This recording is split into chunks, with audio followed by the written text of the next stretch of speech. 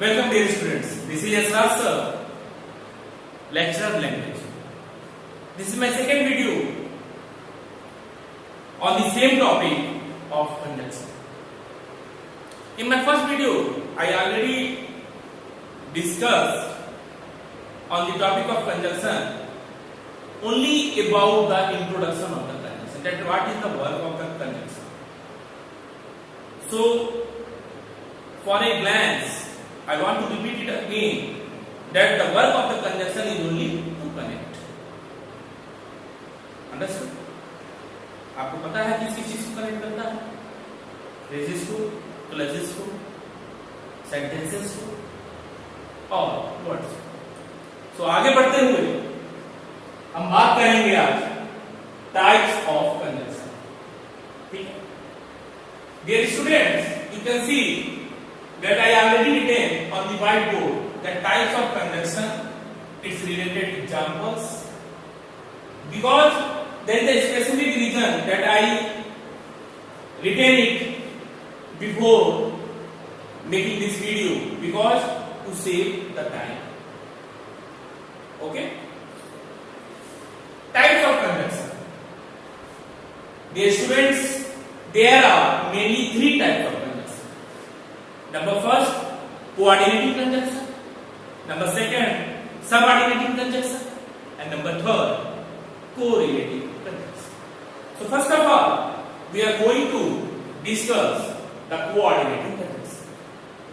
अब ये समझते हैं कि भाई कंजंक्शन तो हम जानते हैं, ये कोऑर्डिनेटिंग कंजंक्शन क्या है? देखिए बच्चों, कंजंक्शन चाहे जो भी हो, कोई भी पार्ट है, वह सिर्फ जोड़ने का ही कार्य करेगा। लेकिन जैसे कोऑर्डिनेटिंग, सबऑर्डिनेटिंग, कोरिलेटिव, ये सब जोड़ने का कार्य करेंगे, लेकिन अपने एक अलग तरीके से, एक अलग सिचुएशन में। जैसे कि आप अगर इसका एग्जांपल लें तो कोऑर्डिनेटिंग कंजंक्शन भी जोड़ने का कार्य ही करता है। It's also work to do. It's also do to connect. But the equal rank statements, जिसमें एक समान बातें हों, जिसमें एक इक्वल रैंक का स्टेटमेंट हो, उसको कोऑर्डिनेटिव कंजंक्शन जोड़ने का कार्य। जैसे कोऑर्डिनेटिव कंजंक्शन में आपके चार प्रकार हैं। Number A, adversative conjunction. Number B, disjunctive conjunction और alternative conjunction. Number C, cumulative और copulative conjunction. And number D, illative conjunction. Dear student, you can see that I just indicating something after the types of coordinating conjunction in the bracket. That after the adversative conjunction, contrast, and then option, then add one statement to other when needed, and inference. Inference. आप सोच रहे होंगे कि sir ने ऐसा क्यों लिखा? बच्चों, अगर जब आप नोट्स बनाएंगे, अच्छा तो आपको नोट्स मैंने कॉलेज में क्लासेस में बनवा चुका हूं, लेकिन अगर मैं उस समय बताया था, अब से अगर जो बच्चे नोट्स नहीं बनाए हैं, जो बच गए हैं या किसी कारणवश नहीं बना पाए हैं, वो नोट्स बनाएंगे तो अपने आप इस हेडिंग के बाद जब ब्रैकेट में कंट्रास्ट लिख देंगे तो आपको समझ में आ जाएगा कि ये particular type of coordinating conjunction क्या कहना चाहता है, किस लिए कार्य करेगा। ठीक है? तो इस तरह से आप नोट्स बना लेंगे। ओके? नोट्स जरूर बनाएंगे। जो भी बच्चे हैं हमारे कॉलेज के, वो नोट्स जरूर बनाएंगे। नोट्स बनाने पे आपको कभी भी अगर जीवन पर्यंत आपको कभी भी इसकी आवश्यकता पड़े, भाई कंजंक्शन क्या है, किसने पूछे, चलो थोड़ा सा बोलिए, वैसे तो याद रहेगा, क्योंकि अगर आप मन से पढ़ेंगे, मन से मेहनत करेंगे तो कोई चीज भूलता नहीं। कहते हैं ना, मेहनत कहीं जाया नहीं जाता, मेहनत वेस्ट नहीं होता। तो इसको बढ़िया से नोट कर बना लेंगे। ओके? तो बच्चों, टाइप्स ऑफ कंजंक्शन में हम बात कर रहे थे कोऑर्डिनेटिंग कंजंक्शन के अंदर में कि पहला हमारा आता है एडवर्जेटिव कंजंक्शन। अब सामने मैंने लिखा है कंट्रास्ट। कंट्रास्ट का मतलब क्या होता है? विरोध, अपोजिशन। यानी यह उन दो सब्जेक्ट्स को जोड़ता, सॉरी, उन दो सेंटेंसेस, क्लजेस, फ्रेजेस या वर्ड्स को जोड़ता है जिनके में विरोधाभास हो। समझे? जिनके बीच में विरोध की भावना या विरोध की चीजें आपको नजर आए, जिनके बीच में विरोध हो, उनके चाहे बिहेवियर में विरोध हो, चाहे उनके किसी भी ऑब्जेक्ट में विरोध हो, विरोध होगा, वहां पे ऑपोजिशन, कंट्रास्ट होगा। जब भी इस प्रकार के आपको दो सेंटेंस मिलेंगे तो आप इतना बच्चों याद रखेंगे कि उस समय एडवर्जेटिव कंजक्शन का प्रयोग करेंगे। Is it clear? So adversative conjunction को मैं बता देना चाह रहा हूं। Such a conjunction which adjoin the opposition or contrast related sentences is known as adversative conjunction.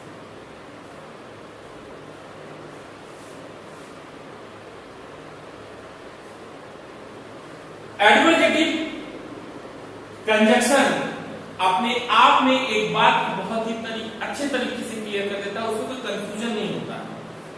Confusion क्यों नहीं होता है? क्योंकि वह सिर्फ विरोधाभास की ही बात को बताता है। अगर किसी वाक्य में विरोधाभास, दो अलग अलग प्रवृत्तियां, दो अलग अलग बिहेवियर की बात करते हैं, तब आप स्वतः समझ जाएंगे, जब आप इस पे एक्सरसाइजेस करेंगे, जब आप इस पे एग्जांपल्स लगाएंगे, तो आप क्लियर कट समझ जाएंगे कि यहाँ पे एडवर्जेटिव कंजक्शन की बात है। इसको और हम तरीके से क्लियर कर लेते हैं। आइए देखते हैं कुछ examples. Adversative conjunction, I am slow, आप इसको नोट्स बनाएंगे, लिख लेंगे। I am slow but I am sure about my destination. अब यहां पे देखिए, दो ऐसे बिहेवियर की बात हो रही है जो अपने एक दूसरे से क्या है, बिल्कुल भिन्न है, अलग है, यानी विरोध हो रहा है। There is the opposition, there is the contrast. Am I right? Yes, dear student. You can see in my first example of the adversative. I am slow, but I am sure about my destination. हाँ, मैं धीमा हूं। हाँ, मैं slow हूं। I am slow. मैं slow हूं, मैं धीमा हूं। But लेकिन I am sure about my destination. लेकिन मुझे मेरी मंजिल, मुझे मेरा डेस्टिनेशन, मुझे कहां जाना है, उसके बारे में मैं श्योर हूं। उसके बारे में मुझे कोई कंफ्यूजन नहीं। यहां पे दिखा रहा है कि भाई एक तरफ तो ये बोल रहा है स्लो हूं, एक तरफ क्या बोल रहा है, मैं डेस्टिनेशन को लेकर क्या हूं, कॉन्फिडेंट हूं, श्योर हूं। एक तरफ इसकी निगेटिविटी बता रही है, दूसरी तरफ क्या बता रहा है, श्योरनेस, पॉजिटिविटी बता रहा है कि I am confident about my destination. I well know that where I have to reach, कहां मुझे पहुंचना है, मेरी मंजिल क्या है। Isn't it? समझ में आया? एक चीज और बच्चों, अगर आपको कुछ भी ना समझ में आए, जैसे मैं ये एग्जांपल समझाया, आपको नहीं समझ में आया, तो आप दो कार्य करेंगे। पहला कार्य, ये मैं आपके ही जो आप लोग भारी मात्रा में जो परचेज किए हैं, जिस पब्लिकेशन, सार्थक पब्लिकेशन बुक का, उसी समय एग्जाम्पल ले रहा हूं, क्योंकि आपको घर पे कोई दुविधा ना हो कि सर मैं कोई एग्जाम्पल लिया तो समझ, या उससे रिलेटेड अभी इस तरह से और एग्जाम्पल होंगे, तो आप क्लियरली समझेंगे हाँ सर ये एग्जाम्पल लिया था, इस टाइप का ये भी एग्जाम्पल।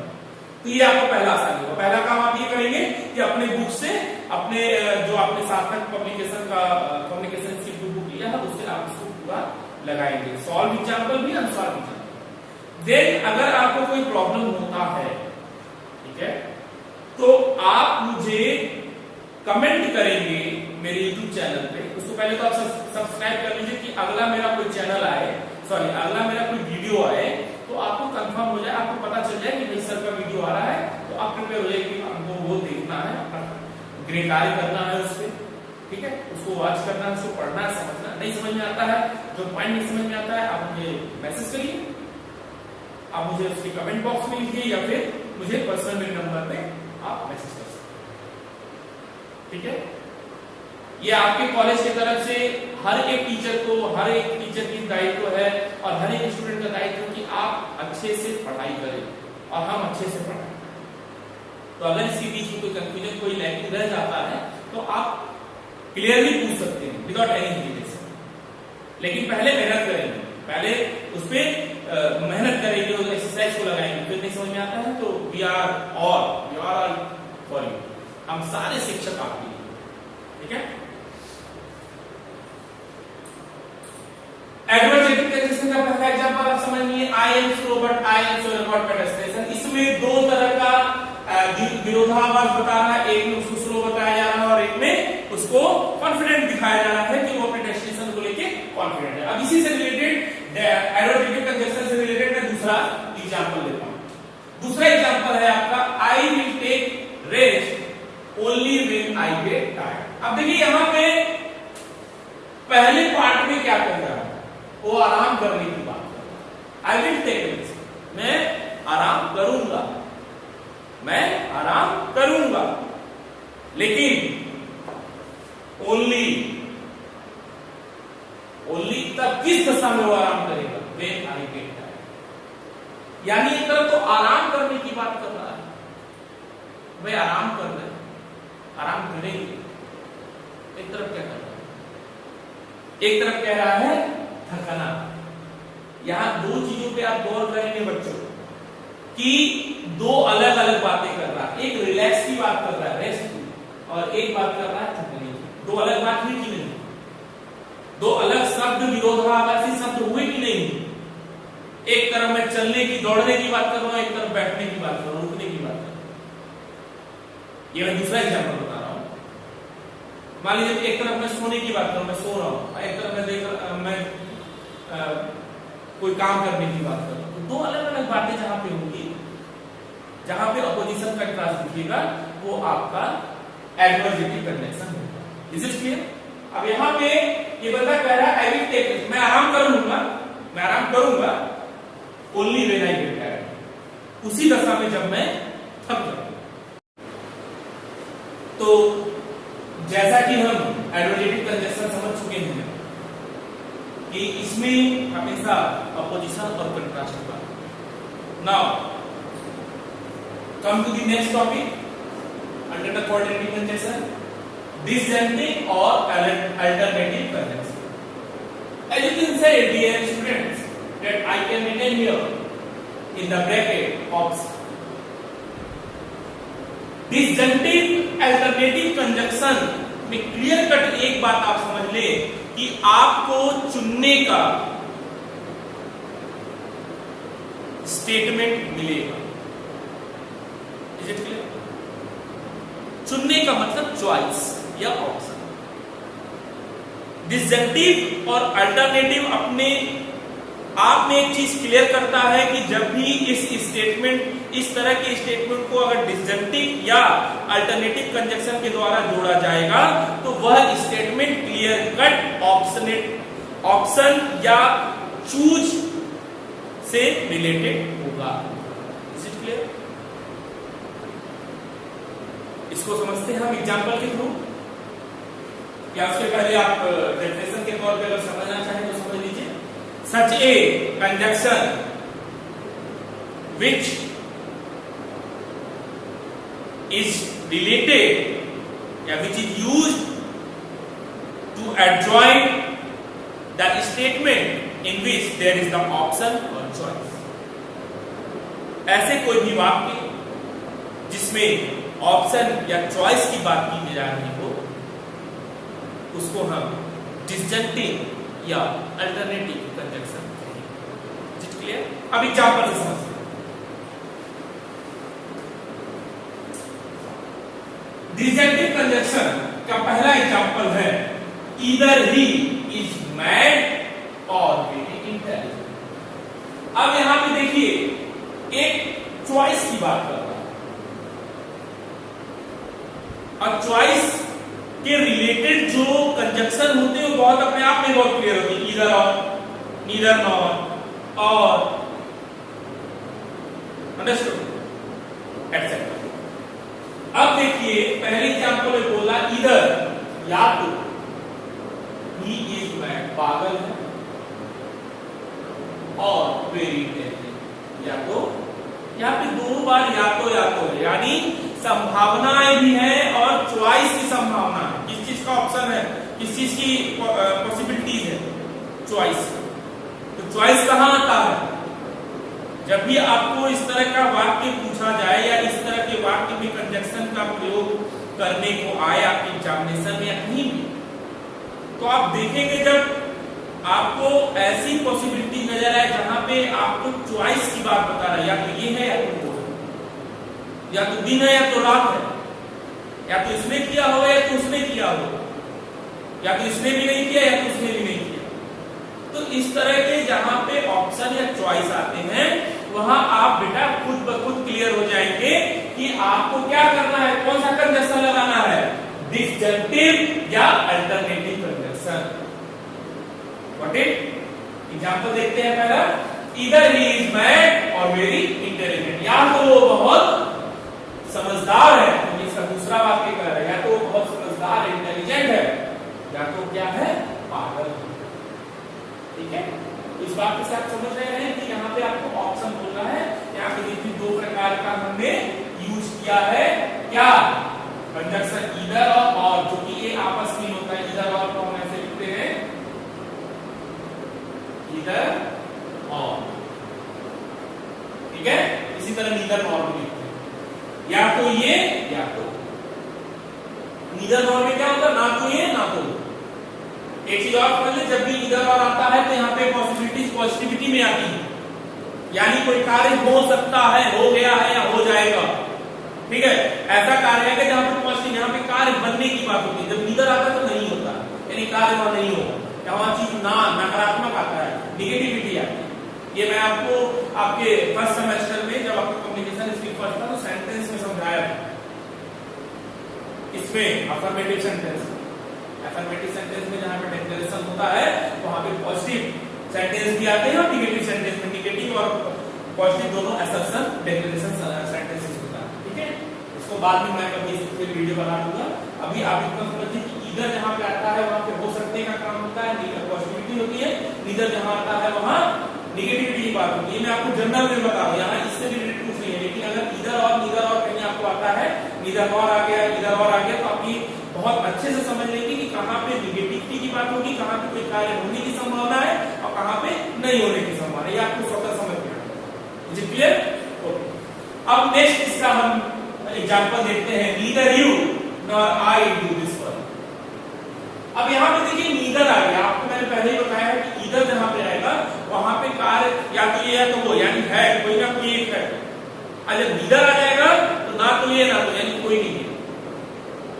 ठीक है, जब भी इधर आएगा तो वहां पे आप कहेंगे कि भाई ये आपको ये है या फिर ये, इसमें से कोई एक जरूर है, इधर दिस मार्कर और दिस मार्कर, या तो ये मार्कर या तो ये मार्कर, इधर दिस और this is related to me, या तो ये मेरे से संबंधित है, यानी मेरा है। ठीक है ना, अब neither this nor neither black nor red is related to you, ना तो ये आपका है ना तो ये आपका। क्लियर है भाई, दोनों में से कोई आपका मार्कर नहीं है। ठीक है, तो जहां पे नीदर और नॉर आएगा वहां पे संभावना 0 हो जाता है, नहीं है। और इधर आता है तो पॉसिबिलिटी है, कोई एक तो है, मेरा है, और आपको बता दूं दोनों मेरा। ठीक है, चलिए आगे बढ़ते हैं। Neither you nor I do this work। अब यहाँ पे आप क्लियर हो गए होंगे कि नीदर नॉर का मतलब इसमें से ना तो तुमने किया ना तो मैंने किया, क्या काम, यह कार्य ना तो तुमने किया ना तो मैंने किया। अंडरस्टूड? यहां पर आप देख रहे हैं डिसजंक्टिव कंजक्शन या अल्टरनेटिव कंजक्शन के अंडर में यहां पे दो बात हो रही है कि भाई ये एक संभावना की बात है, एक चॉइस की बात है, संभावना की चॉइस की बात है, ऑप्शन दे रहा है। ऑप्शन इसमें दे रहा है कि ना तुमने किया ना मैंने। Is it clear? और भी इससे रिलेटेड एग्जांपल्स हैं जो आप अपने बुक में पब्लिकेशन स्किल पार्ट 2 के बुक में आप देख सकते हैं। ठीक है, अब आते हैं हम अपने नेक्स्ट टॉपिक पे जो है कॉपलेटिव कंजक्शन। प्यारे बच्चों, कॉपलेटिव कंजक्शन को हम क्यूमुलेटिव कंजक्शन भी करते हैं। क्या मतलब होता है कॉपलेटिव और क्यूमुलेटिव? क्यूमुलेटिव का मतलब होता है संचित, तो एकत्र हो, इकट्ठा किया, और कॉपलेटिव का मतलब होता है संयोजन। ठीक है, इन दोनों से हम ये समझ जाएंगे, जैसे देखिए add one statement to other then indicated. यहां मैंने ब्रैकेट में लिखा है कि जब भी when we are just going through a statement which is clearly related to the cumulative or correlative conjunction, it is very clear to all of you that if you have understand कि इसमें जरूरत पड़ने पर add कर दिया जाता है। अगर जरूरत है तो स्टेटमेंट को क्या कर दिया था, ऐड कर दिया जाता है। समझ रहे? जैसे आप एक एग्जांपल देखें, इसका डेफिनेशन देख लीजिए पहले। सच a conjunction which add a statement on the need or the demand of the situation of the sentence is known as cumulative or copulative conjunction. Understood? Example देख लेते हैं। He is both intelligent and smart. अब यहां पर आप suppose करिए दो ऐसे स्टेटमेंट लिखे होंगे, जैसे he is intelligent, he is very smart। दो सेंटेंस लिखा था कि भाई यह बहुत ही इंटेलिजेंट है, बुद्धिमान है और बहुत ही स्मार्ट है। ठीक है, स्मार्ट ऑल अराउंड बुद्धिमत्ता को बताता है, हर चीज में मतलब रहता है, उसको स्मार्ट कहते हैं। बहुत लोग हैंडसम के जगह पे भी स्मार्ट यूज कर लेते हैं। हैंडसम अलग चीज होता है, स्मार्ट अलग चीज होता है। मेरे दिमाग में आया तो मैं सोचा आपको क्लियर है। ठीक है, तो यहाँ पे दो अलग अलग सेंटेंस में कि he is both intelligent and smart, तो he is intelligent and he is smart also। ठीक है, तो यहाँ पर जब भी कॉपलेटिव कंजक्शन या क्यूमुलेटिव कंजक्शन आएगा तो वहां पे स्टेटमेंट को जोड़ दिया जाता है। ठीक है, क्योंकि जब जरूरत रहता है, लगता है कि क्यूमुलेटिव कॉपलेटिव से रिलेटेड है, तो आप डायरेक्ट इसको जो है जोड़ देंगे, एक में कर देंगे, किसी अच्छे किसी उससे रिलेटेड कंजक्शन का इस्तेमाल करके। Is it? देखिए, he is both intelligent and smart। तो यहां पर क्यूमुलेटिव कंजक्शन के कारण बोथ और एंड को लगाकर दो सेंटेंस को जोड़ दिया गया है और उसको एक सेंटेंस बनाया गया। ही इज बोथ, वो क्या है, इंटेलिजेंट भी है और स्मार्ट भी है। Is it clear?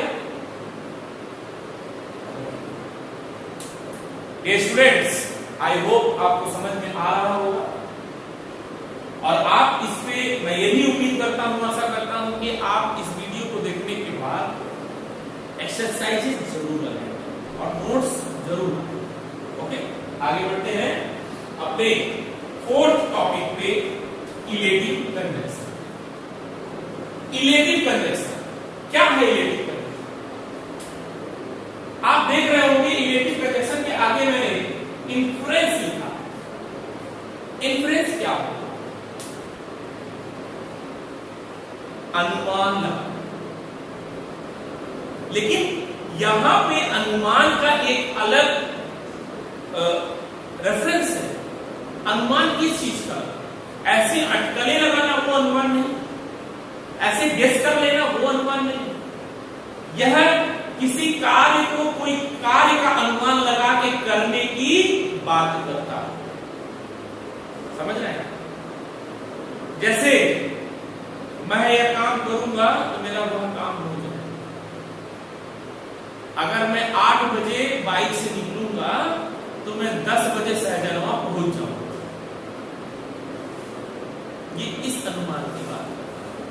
जहां पे निष्कर्ष निकले, अंडरस्टूड, जहां पे किसी चीज का रिजल्टेंट मिलेगा आपको, ऐसा इन्फ्रेंस, ऐसा अनुमान की बात इलेटिव कंजंक्शन करता है। समझ रहे बच्चों? कभी भी इस तरह का अनुमान नहीं, अटकले वाला अनुमान नहीं लगाना है कि अरे ऐसे नहीं ऐसे होगा ना। यहां पे वह अनुमान की हम बात करते हैं जो कि निश्चित होगा, जिसका कोई निष्कर्ष, कोई परिणाम, कोई रिजल्ट निकले। अंडरस्टूड? यहां पे आपको रिजल्ट की बात वाली अनुमान लगाना है। अनुमान लगाना नहीं है, अनुमान को समझना है कि अगर कोई वाक्य ऐसे अनुमान की बात कर रहा हो कि उससे उसका रिजल्टेंट, उसका एक निष्कर्ष निकलेगा, तो आप समझ जाए कि आप सही हैं, आपको यहाँ पे इलेटिव कंजंक्शन लगाना। क्लियर? अब हम देख लेते हैं अपना एग्जाम्पल।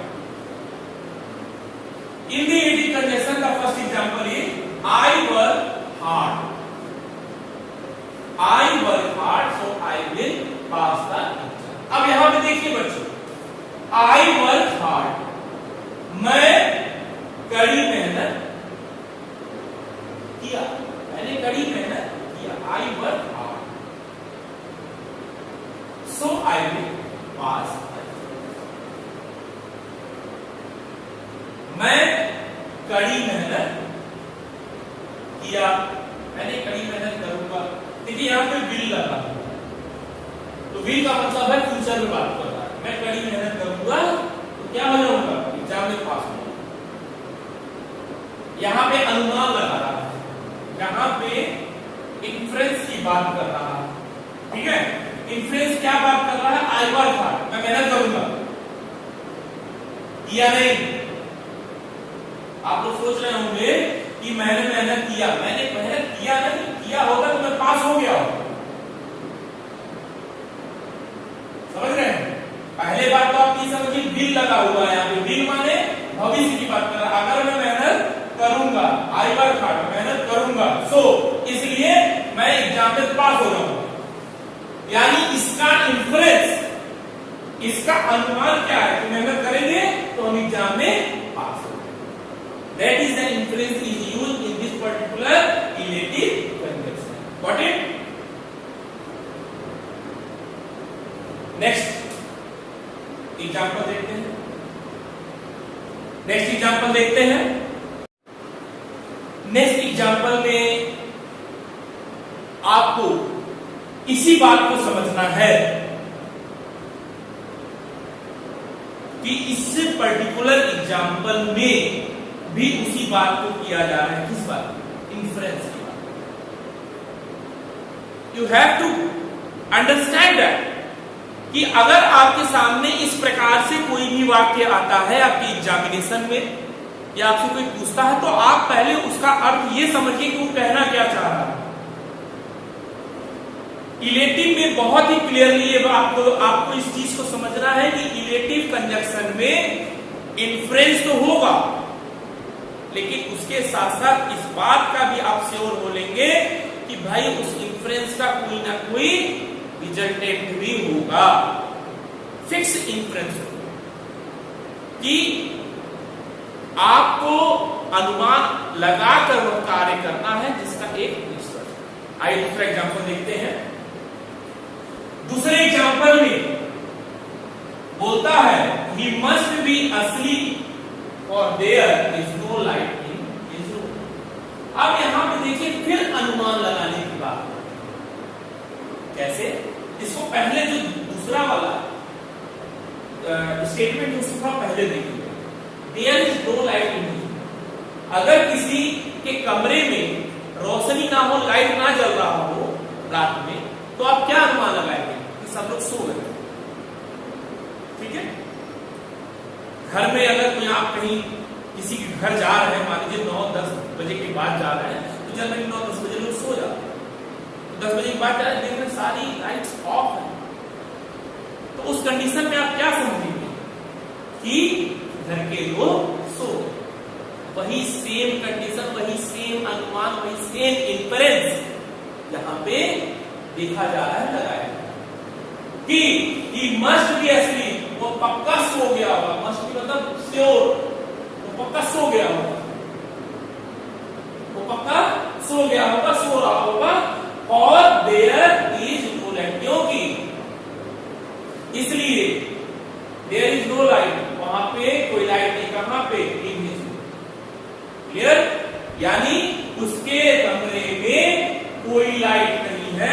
लाइट ही नहीं है, उसके कमरे में रोशनी नहीं है, इसका मतलब है सो गया असली।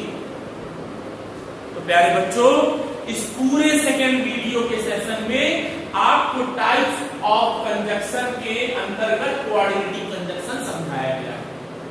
कोऑर्डिनेटिव कंजक्शन 4 होते हैं।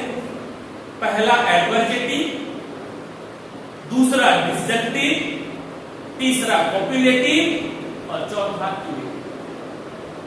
आप देख रहे हैं सबके सामने ब्रैकेट में इंडिकेशंस रख रखा है मैंने, इसको आप अपने नोट्स में जरूर लिखेंगे। इससे आपको क्लियर कट हो जाएगा कि कौन सा कंजक्शन किसके बारे में बात है। मैंने हर एक कंजक्शन का, हर एक कोऑर्डिनेटिव कंजक्शन का 2 एग्जांपल दे दिया।